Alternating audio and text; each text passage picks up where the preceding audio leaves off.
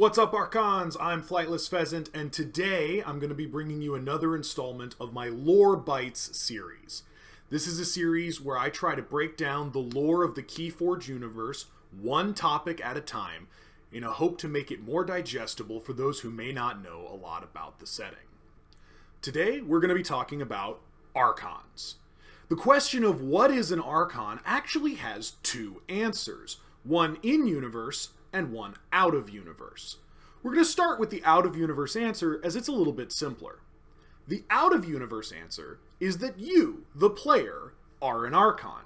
But more specifically, you are whichever Archon's art and name appears on the back of the deck that you are currently playing.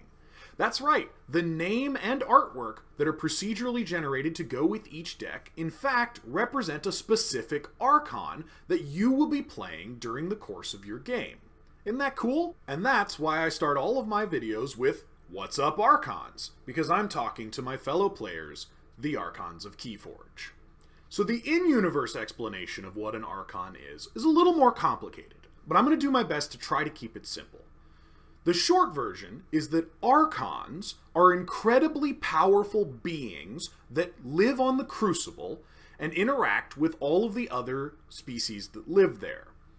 Archons are so incredibly powerful as to be nigh invulnerable.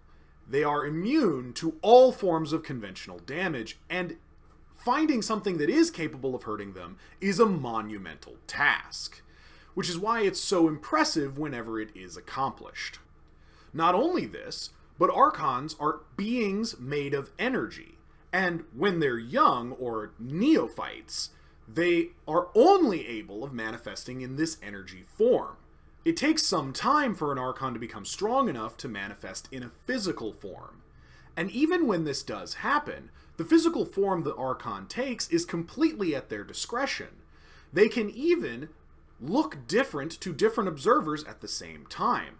So if three people were to observe the same Archon simultaneously, they might write down having seen three completely different things, which is especially frustrating for researchers who try to document the appearance and the occurrence of specific Archons. While the full extent of an Archon's abilities are not known, it is known that they possess incredible healing abilities, allowing them to heal even deadly wounds, or in some cases recover from death, their followers. This is important because Archons do tend to build a retinue of followers who go with them wherever they go, or who meet up with them whenever they return to a familiar place. Archons are driven by an insatiable desire to learn. They want to know as much as they possibly can about the Crucible and its inhabitants. Particularly, they show an interest in the mortal experience, an experience that, as immortal beings, they don't share. Archons possess one other unique ability worth mentioning, and that is an ability to communicate with anyone they encounter, including the Demons of Dis. They're the only known entities with this ability, which makes them particularly striking, and seems to indicate that this power is not based on any conventional communication, but is some kind of empathy or ability to feel and sense what others are feeling. It's a really unique power that, when you think about it, is absolutely crucial. The personality and identity of Archons is as diverse as you can imagine. This is probably because they're meant to represent us, the players, an incredibly diverse group of individuals. I think it's really nice that Archons reflect the players as a real concept in this world. And I think it's very impressive that they were able to work in a self-insert of sorts for the players who are playing the game.